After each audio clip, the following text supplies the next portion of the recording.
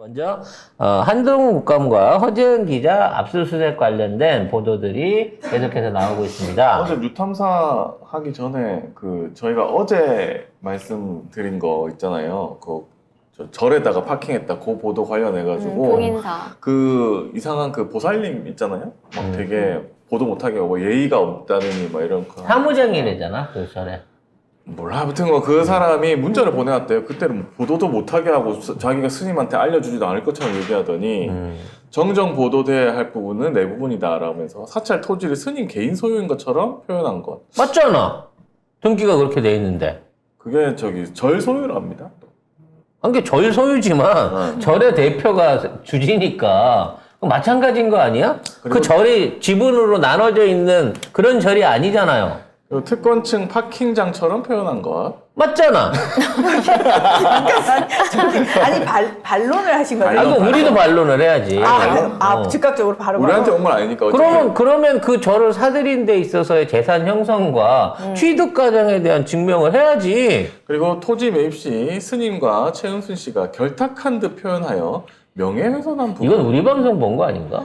그리고 마을 도로공사가 특혜인 것처럼 언급한 부분. 그럼 공사비 누가 냈는지 밝히면 되겠네. 네, 어쨌든 이런 식으로 보도를 직접 연결해드리고 싶네요.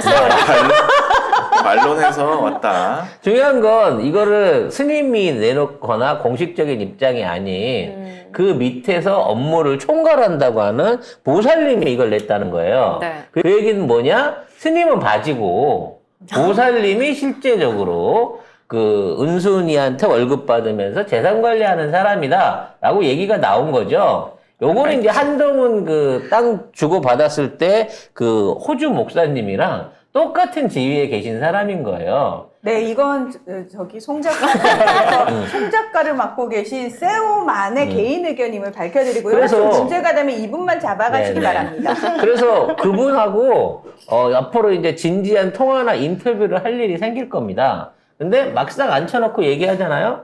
다 털려요. 기본적으로. 네.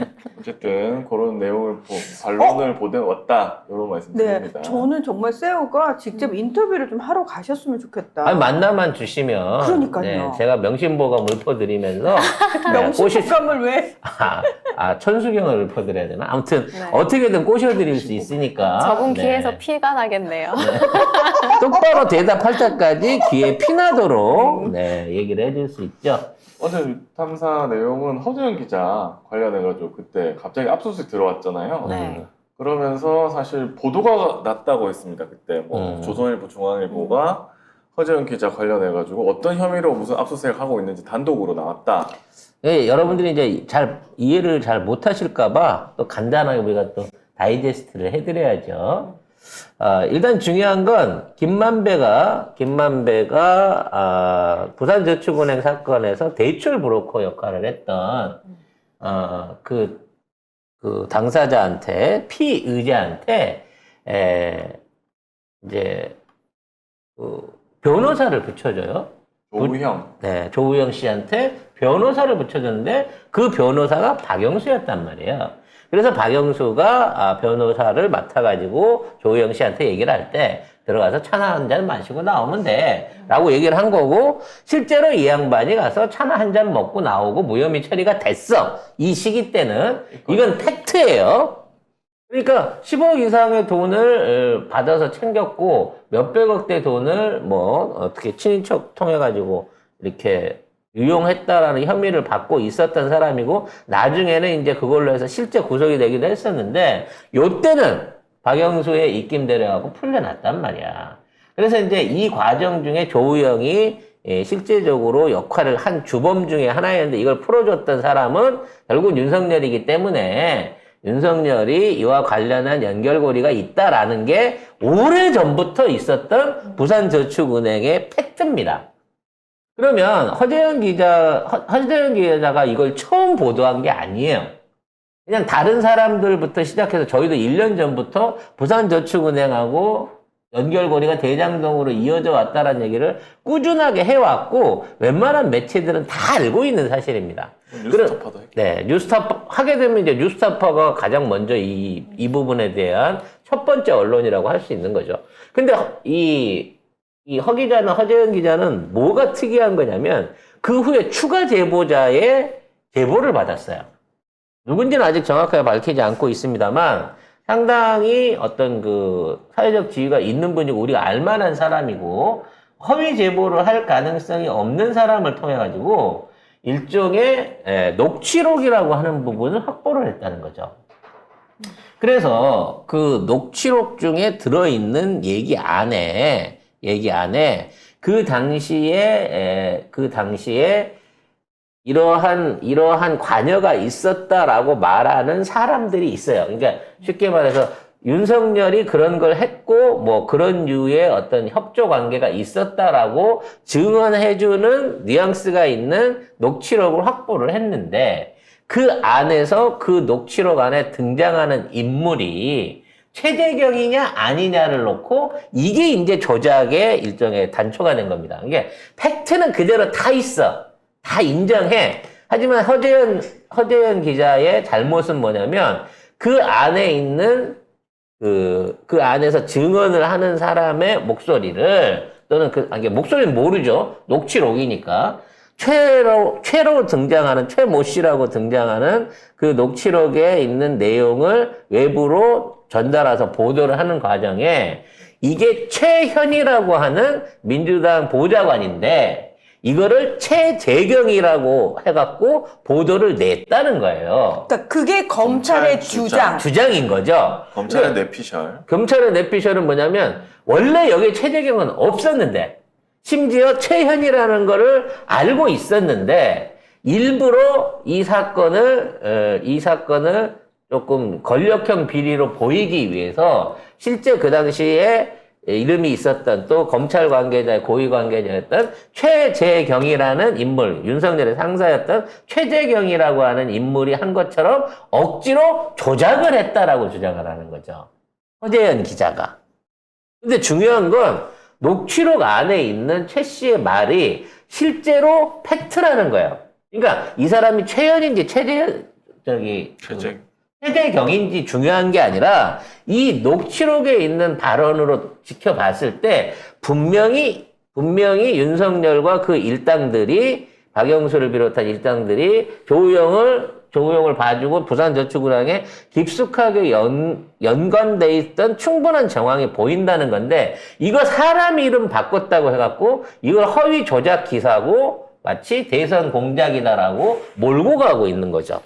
그래가지고 집 문을 부러뜨리고 집을 뜯고 사람을 새벽부터 압수수색하고 근데 난리를 친 거예요. 이 압수수색도 쇼이긴 하지만 문제는 이게 최현이냐 최재경이냐를 이 허재현 기자가 조작했을 이유가 없어요. 그렇죠. 왜냐면 첫째, 최현이라고는 보좌관을 모릅니다. 그러니까 모르는 사람을 놓고 이 사람이 예를 들어 그냥 최현이라는 사람을 아예 모르기 때문에 내가 봤을 때 내가 내피셜로 이 최 씨가 최재경인 것 같아. 뭐 이런 거면 모르는데 검찰의 주장은 최현을 최재경으로 고의로 바꿨다는 거기 때문에 일단 둘이 연결고리가 없기 때문에 이런 조작이 성립이 안 돼요. 그리고 만일 이러한 의혹을 낸다고 하면 이걸 최재형 기자가 언론 발표한 시점이 그래서 그렇지. 허재형 기자가 오래전부터 이거 최재경이고 그래서 50억 클럽 안에 있다라고 하는 거를 주장할 수 있는 또는 그렇게 의혹으로 받아들일 수 있는 그림은 오래전부터 있었다는 거야. 그러면 압수수색을 뭘 해야 되냐면 녹취록 원본을 확보하면 돼요. 그리고 그 녹취록 원본뿐만 아니라 녹취 파일을 그냥 확인하면 됩니다.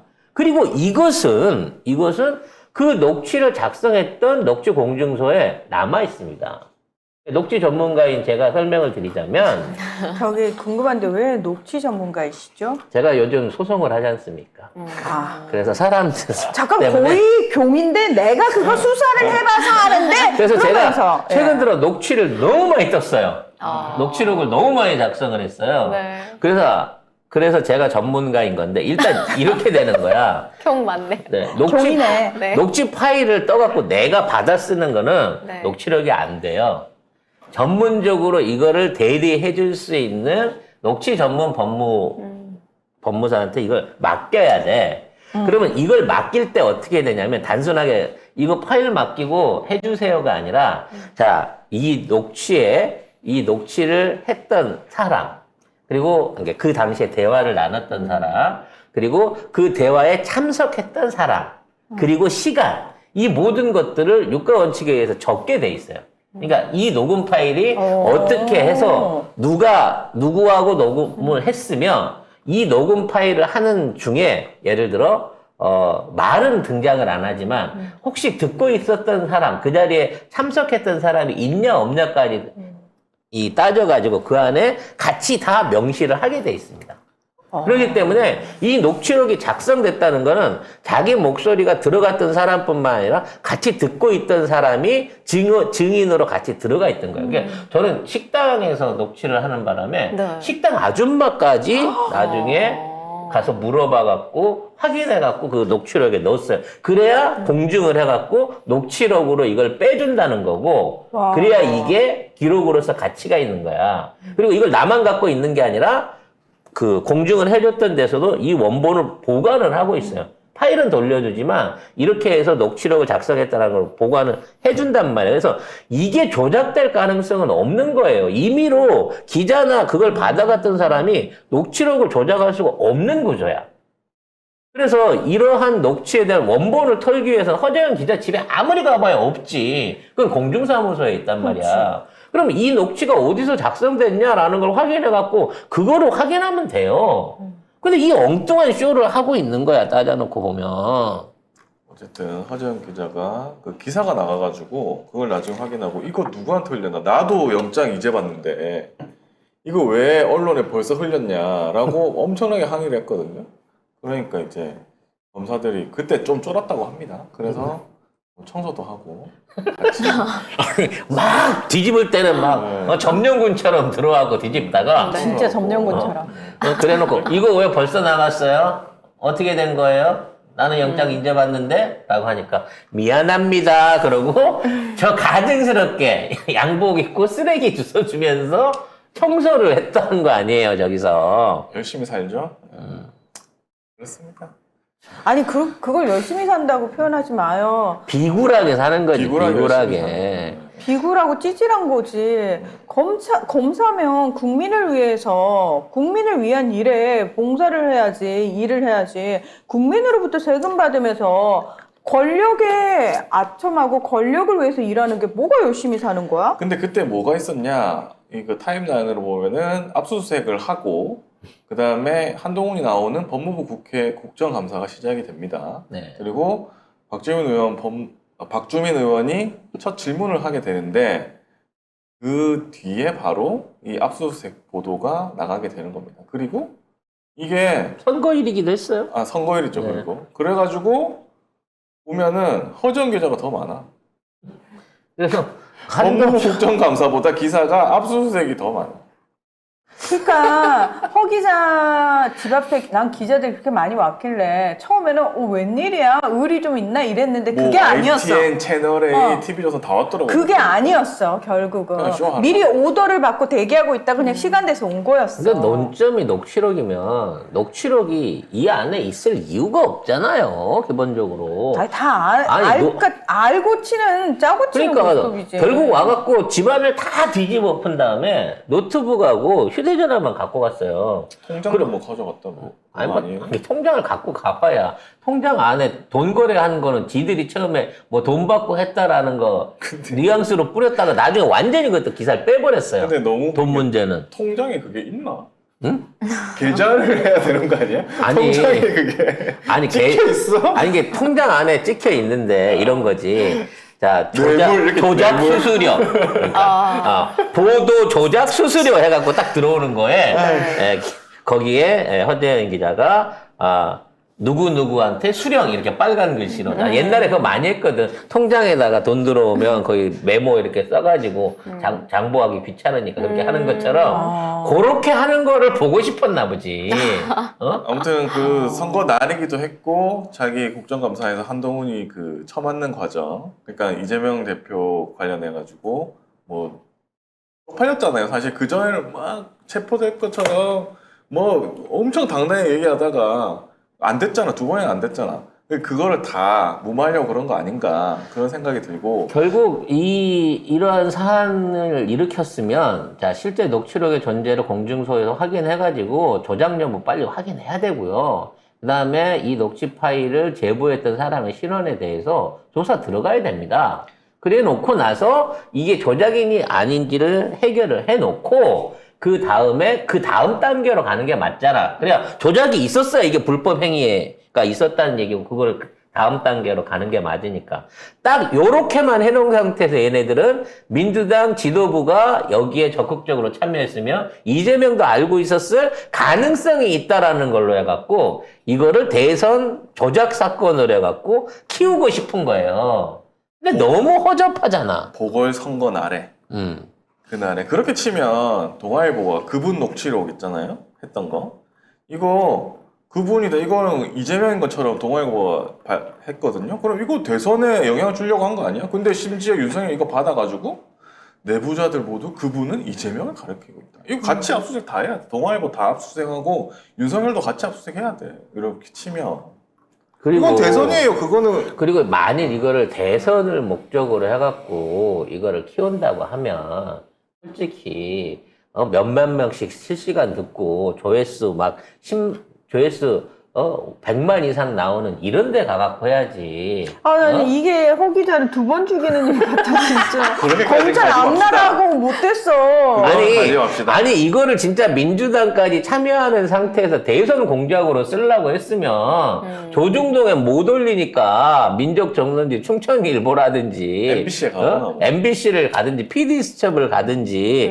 했겠지. 충청일보가 아니고 굿모닝 충청. 자, 죄송합니다. 근데 굿모닝 충청이야 대구일보를 갔겠지. 근데 그분 이것도 뭐 동아일보가 그렇게 쓰니까 온 언론이 다 그분은 이재명이다 한 거 아니에요? 그리고 국회의원도 전부 다 그분 이재명이다 한 거야. 방송에서 전부 다 그분 이재명이라고 했잖아. 근데 나중에 밝혀진 거는 그분이라는 단어가 없었어요. 그분 뭐 단어는 뭐 있긴 있었지만 이재명 대표를 지지한 지칭한 단어도 아니었고 나중에 현직 대법관이라고 이런 보도도 나왔어요. 이재명이 아니라는 거야. 그렇게 치면 동아일보가 더 엄청나게 대선에 개입한 거지.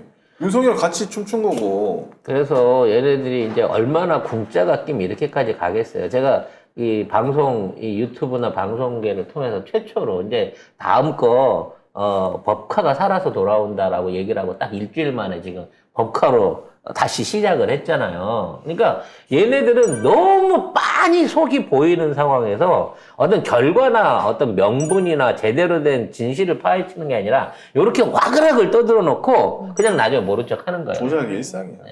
그래 놓고 예전 같으면 이제 허재은 기자 관련해갖고 이제 수색을 했으니까, 기소라든지 이런 걸 안 하는데 얘네들은 할 거라는 거야. 이렇게 아무것도 없는 거를 얘기를 했는데도 불구하고 또 기소해서 불러가지고 조작을 했네 안 했네 이러고 또 시비를 걸어올 거라는 거죠. 그러면 대대적으로 같이 까자니까. 지금 오늘도 줄리 관련해갖고 첫 공판이에요. 2년 만에 거의 첫 공판을 지금 우리 안혜욱 회장님. 해욱이 형님이 이제 그 노구에 그걸 들어가서 하셔야 되는데 이것도 똑같은 거야. 이게 진짜 진실 규명을 하려고 생각하는 기소였고 이걸 제대로 진행을 하려고 했으면 진직에 3자 대면을 했었어야지. 아저씨는 저는 기억 안 나는데 어떻게 저 안다 그러세요? 이래가면서 법정에서 3자 대면을 했어야 되는데 그런 것도 없이 일방적으로 그만했던 사람이 거짓말이라고 하는 거를 증명되지도 않았는데 지금 재판을 하고 있는 거잖아요. 재판할 거리인지. 근데 이런 식으로 허재은 기자도 당분간 재판에 끌려다닐 가능성이 높다는 거죠.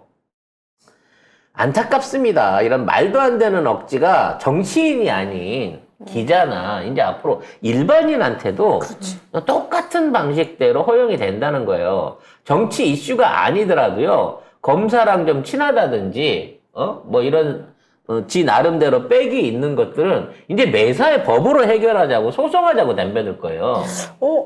이게 박영단이랑 뭐가 달라? 서북청년단이랑 뭐가 달라? 그 법률을 활용한 자경단이죠. 그렇죠. 그래서 지금 지난번 PD수첩, 이 화요일에 PD수첩 안에 그 내용을 보게 되면 지금 검찰이나 판사들이 뭐 정상적인 판결이나 조사를 할 시간이 없어요. 쉽게 말해서. 시국사안 이런 데 쫓겨다니고 워낙 대한민국에 사건, 사고는 많고 이러다 보니까 돈 낸 똑똑한 변호사를 사거나 누구 뭐 집안에 아는 검사 소개를 받아갖고 뭐 소송을 하잖아요. 앞뒤 조사도 안 하고 그냥 다 기소하고 넘겨버리고 판결하고 이런 방식으로 업무를 민생과 관련된 업무를 대충 하고 있다는 거예요. 이게 뭐냐면 전부 얘네들이 정치권 수사에만 다 몰입을 하고 가 있기 때문인 거지. 이거 결국은 나중에 정치 사건 됩니다.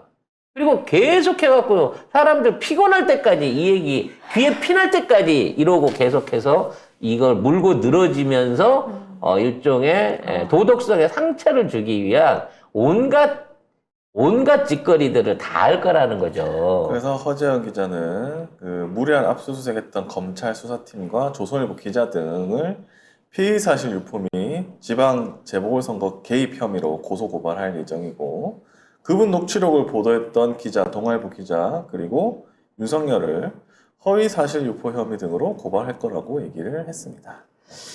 아이고 참 이런 거를 기자가 직접 나서서 방어권 차원에서 이거를 해야 되고, 그걸 당하고 나서 역으로 이런 고소가 이루어지게 되고, 참 이게 법이라는 게 참 한번 기울어져 버리니까 이렇게 되돌려 놓기가 힘들고 이렇게 참 절박하구나라는 생각이 듭니다. 네.